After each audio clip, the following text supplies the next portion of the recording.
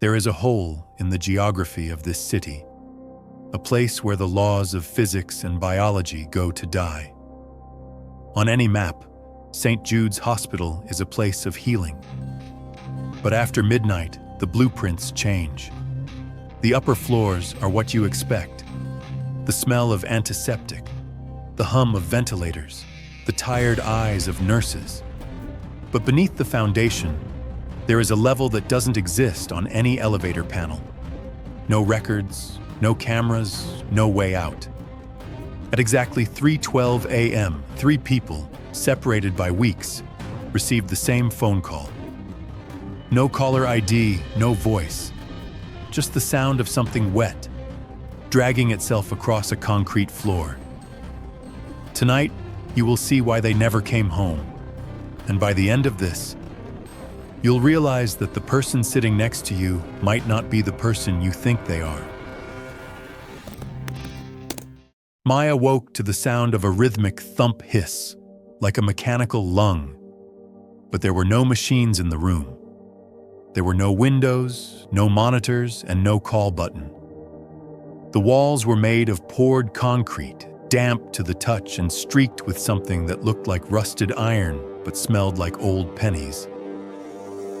She was in a narrow hospital bed in a room labeled B17. Her last memory was the bright lights of the OR and the sweet chemical sting of anesthesia. Now, her surgical incisions didn't just hurt. They felt heavy, as if someone had sewn lead weights under her skin. Her phone lay on the cold floor, the screen cracked but glowing. Incoming call, no number, no ID, just a pulsing white void on the display. She swiped to answer with a trembling thumb. Hello, I'm in the basement.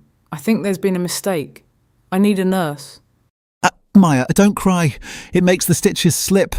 The voice was a perfect, heartbreaking replica of her brother, Leo. Leo, who had been buried in the ground for 2 years. Leo, that's not funny. Who is this? I'm right under your bed, Maya. I can hear your heart. It's so loud, it's distracting. The bed by the wall didn't just move. It shuddered. Maya, look. The thin mattress was bulging upward in the shape of a human hand. Fingers splayed, pressing against the underside of the fabric. It traced the line of her spine, moving with a curious clinical precision. She scrambled to the corner of the room, her phone's flashlight cutting through the gloom. She forced herself to look under the bed frame. The space beneath wasn't empty.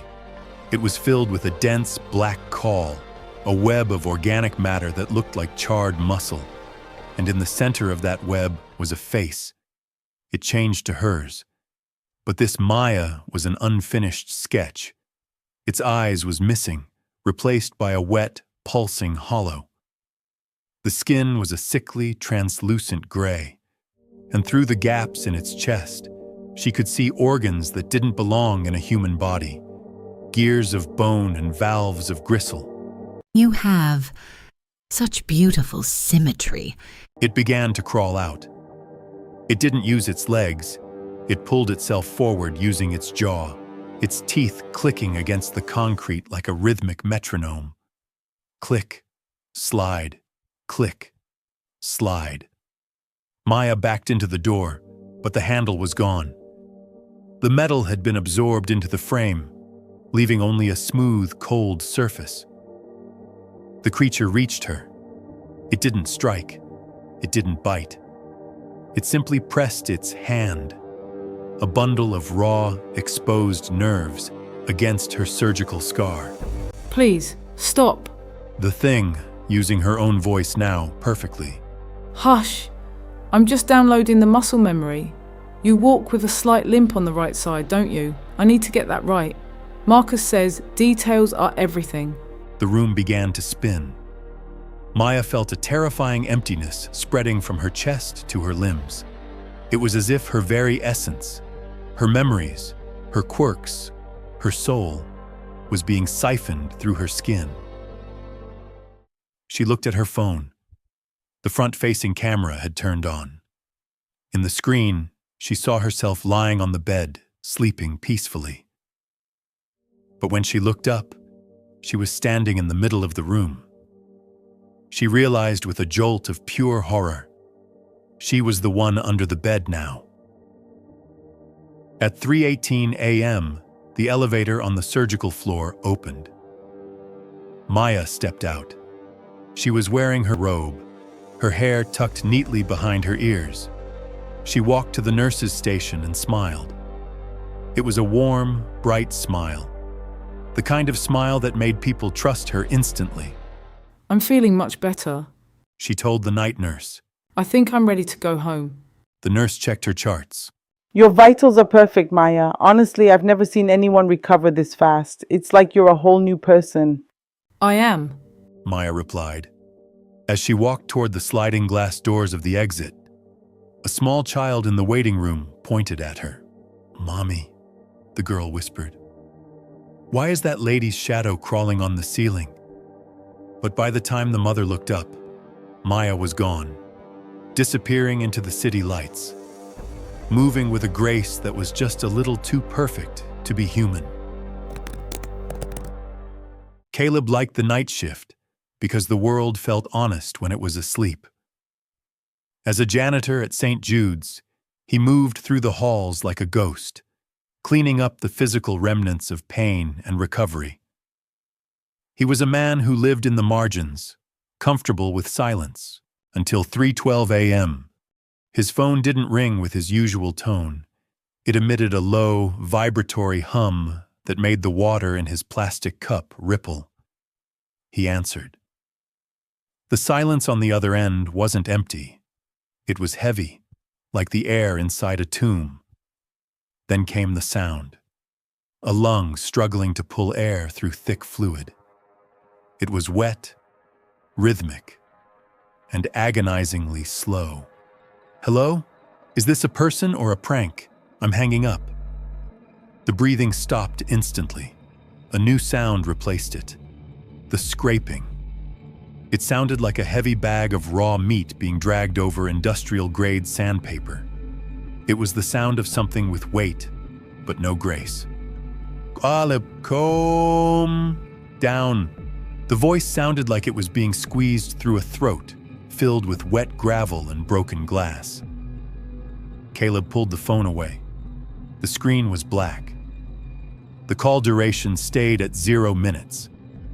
This wasn't a call coming through the cellular network. It was a broadcast coming from the building itself. Caleb didn't want to go, but his feet felt light, almost as if the floor was tilting toward the service elevator. He found himself standing before the basement access door. It was a heavy steel slab that usually required a keycard he didn't possess. Today, it was cracked open just an inch, waiting. As he stepped onto the concrete stairs, the temperature plummeted. His breath billowed out in thick gray clouds. The air down here didn't smell like bleach or medicine. It smelled of ancient earth and unwashed skin. Each step he took echoed, but the echo was slightly delayed, as if the walls were listening to the sound before repeating it. Halfway down, his flashlight began to flicker. In the rhythmic strobe of the failing beam, he saw the walls. They were sweating. A dark, viscous liquid seeped from the mortar, pooling on the steps. "Who's down here?" Caleb's voice was a whisper, but in the basement it sounded like a shout. From the darkness at the bottom of the flight, a reply came. Not a word, just a click-pop sound, the sound of a bone being forced out of its socket and snapped back in.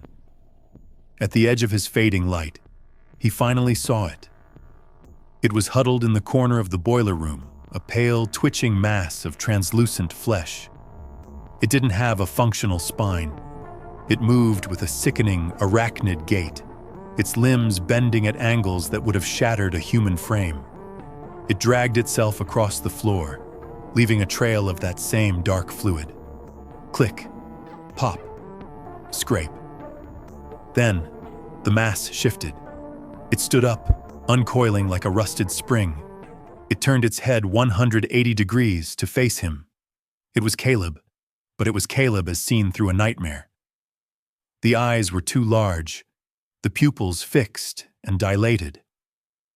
Most horrifyingly, the skin at the corners of its mouth was weeping, torn apart because the thing was trying to stretch its face into a human smile it hadn't quite mastered.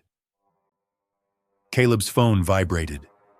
His hands shook so violently he nearly dropped it. He answered. "Don't hang up, Caleb. Stay quiet. I'm almost finished with your voice. I just need to hear you scream to get the high notes right." Caleb tried to bolt for the stairs, but his legs felt like lead.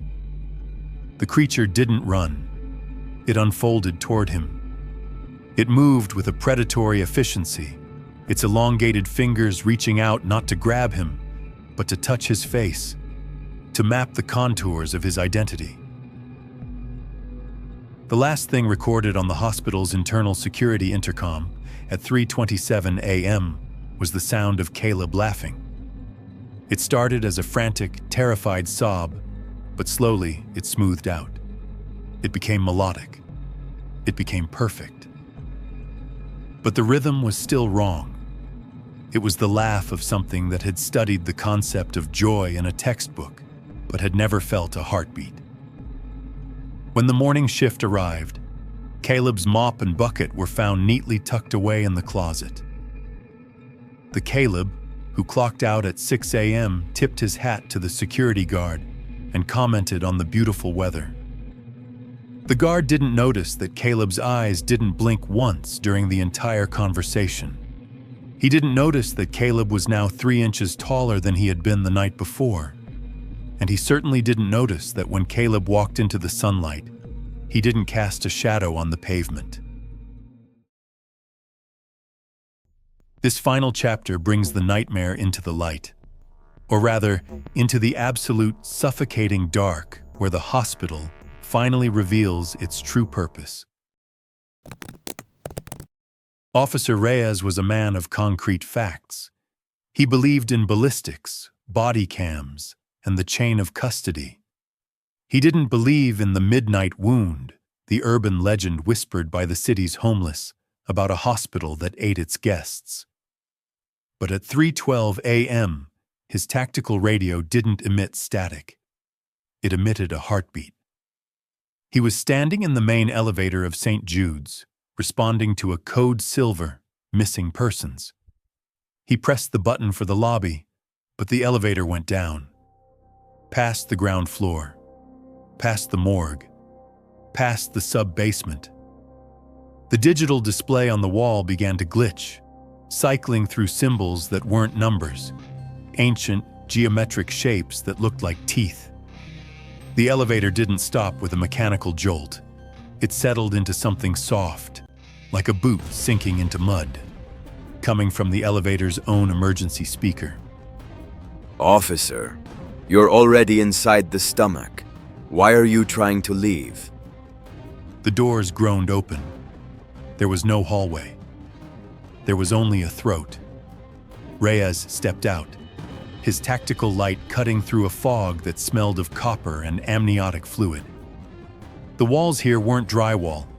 They were translucent membranes pulsing with black veins. As he walked, his light hit the bathtubs. Hundreds of porcelain tubs lined the corridor, overflowing with a thick silver sludge. Inside them, things were growing. He found the training room. It was a replica of a standard city street corner, built entirely out of that gray, organic clay. There he saw them. Dozens of creatures in various stages of completion. A Caleb was practicing how to tie a necktie, his fingers elongated and trembling. A Maya was standing before a mirror made of polished bone, practicing her surprised face over and over until her skin tore. Then he saw himself. "You're late for the briefing, officer." The creature was sitting on a crate, cleaning a replica of Reyes's Glock, except the gun was made of calcified cartilage. The creature spoke with Reyes's exact gravelly tone, capturing even the slight whistle in his breath from a decade of smoking. We don't want to kill the city, Reyes. We want to be the city. No more cancer, no more age, just us. Perfect, infinite. Reyes didn't hesitate. He drew his weapon and emptied the clip into the creature's chest. The bullets didn't thud into flesh. They were swallowed. The creature Reyes didn't flinch. It simply watched as the entry wounds closed, the lead bullets being absorbed and digested by its gray mass. Thank you. I needed to know the ballistic resistance of this vest. You're very helpful. Suddenly, all the creatures in the room stopped. The Calebs, the Mayas, the half-formed children. They all turned their heads in perfect, terrifying synchronization. All creatures in a thunderous, layered chorus. Your turn. The floor beneath Reyes became liquid. He sank to his knees, the gray sludge rising to meet his waist. He tried to reach for his radio, but his hand was already turning gray, the skin becoming smooth and featureless. His memories of his wife, his childhood, his home, they were being pulled out of his head like threads from a sweater. 2 weeks later, the hospital was demolished due to a structural failure. But the demolition crews found nothing but empty space. No basements, no pipes. Just a hole in the earth that seemed to heal over as they watched. The city moved on, but it was different. People were nicer. Too nice. The crime rate dropped to 0. Neighbors waved at each other with synchronized timing. The local news anchors spoke with a clarity that was almost musical. The final shot of the video pans out over the city skyline at 3:12 a.m. Every window in every apartment building glows with the same sickly, pale blue light. The hospital didn't close. It just finished its shift. The midnight wound isn't a place you go. It's a place that's already been to you. It's in the way your wife looks at you when she thinks you're asleep. It's in the way your dog growls at the empty corner of the room. If your phone rings tonight, answer it. Don't be rude.